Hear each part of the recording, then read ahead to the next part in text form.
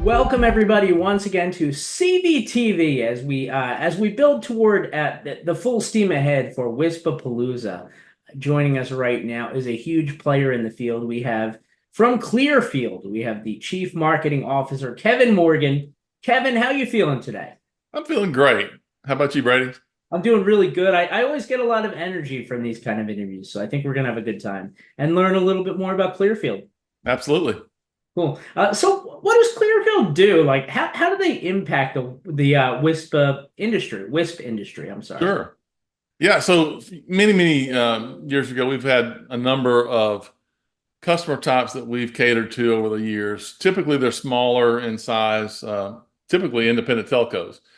Uh, about, I don't know, 10 years ago, we started seeing a trend where wireless internet service providers were transitioning some of their networks from complete wireless frequency-based networks to introducing fiber-based, all fiber networks. The motivation for doing that was it helped in their operational expense. It may have been a large upfront expenditure, but over time, it took care of itself. And so we saw several WISPs come to Clearfield and ask, hey, what can we do to install and deploy a fiber network in our region versus, sticking with the iterative improvements of the radio technologies and antennas and things like that. Go ahead and make the leap to all fiber networks. And so we've had several that have come our way. And I think part of the reason for that is the connectivity products we make are designed really for smaller service providers. They can scale to the largest service providers, but we've created this company listening to the rural telcos and understanding what their needs are at the small level, and then creating products that fit that need. So it's a good fit for the WISPs as they're entering that market. Well, it definitely sounds like a good fit. What are some of the key metrics that WISPs need to be aware of, as they continue transitioning from wireless to all fiber? A good take rate on your fiber builds, and typically, over time, you're looking at a prove-in rate of 40% to 50% take rate on your network, and that's an important metric to get the payback that you need. And a lot of times, the dollars and cents for a fiber project are challenging, but one of the things that make it we found recently even more interesting is not only the total cost of ownership, where it's capital and expense, but also the time it takes to deploy these networks. If you can get these networks deployed quicker, then ultimately you can get more subscribers on the network faster, which reduces the time it takes to get the payback period. So, measuring that payback period, the speed of deployment is really important. We've introduced techniques that improve the ability for fiber-based networks to double the number of homes passed per day versus legacy techniques. And I think that's actually one of the things that's an advantage to a WISP that's just now entering the fiber networks, because you're really taking advantage of like the third wave of innovation. I mean, these things have been around for 40 years. Now we're really just, tweaking what's needed in order to make this thing work. So I think that's a good news for the WISPs. Any kind of examples, maybe use cases where Clearfield has saved WISPs some time in fiber deployment? Yeah, there's two that come to mind on homes passed and homes connected. So we introduced a concept last year called our Fastpass network method. And what that is using a centralized fiber distribution hub cabinet. These are the street side cabinets you see driving down the highway. In that cabinet, typically you have splitters and fibers that are meant to, take that fibers into the network, deeper into the network.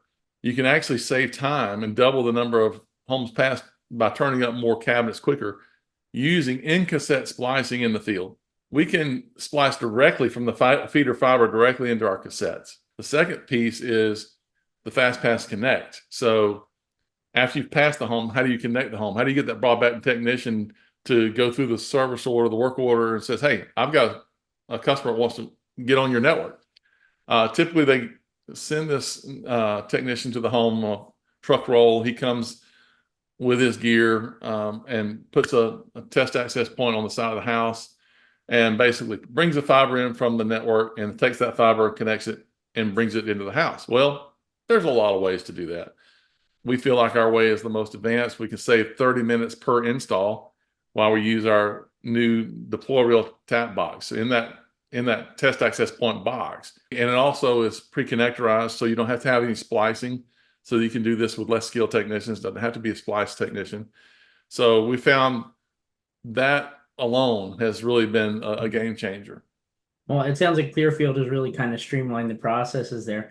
If you could maybe help our WISP audience understand the need for fiber investment versus like fixed wireless access.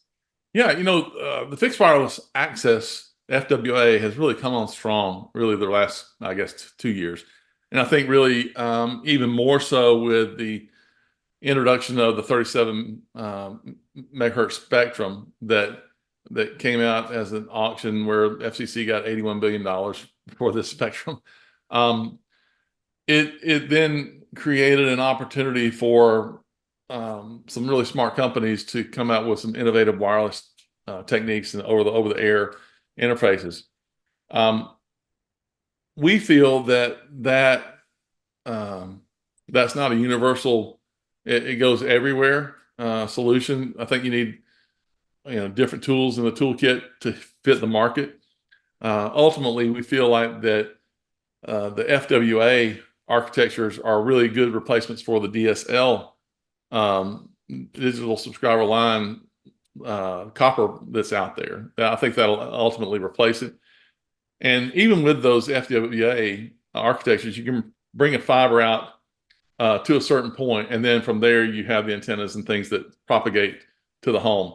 We feel like that FWA is probably going to hit about 10% of the overall addressable market, and the rest of the 90% will be split between all fiber networks and the coax networks from the cable companies. Okay, very cool. Now, how do you envision the market technology divide over, say, the next 10 years or so? Yeah, again, I think it's that 40-40-10, 45-45-10, where you have the fiber. Right now, I think we've passed 79 million homes and about 30 million homes connected. That's about 140 million homes total in the U.S. So we're still a long way to go before we even get to a penetration that is starting to get saturated. We feel like once we get up to about 90% of that, maybe 130 million homes passed, and about half of those 70 million homes connected, that's probably our saturation point. However, as we are seeing now, many of the homes in the next 10 years, we're going to have 2 or more fibers brought to that residence because we have competing companies that want to get that business. And so we're seeing people overbuild with fiber networks to come in and build their services. So instead of the 140 million, you're going to have 140 million plus another third. So you're getting up to 200 million homes passed. There's just a lot of headroom for us to grow as a fiber company.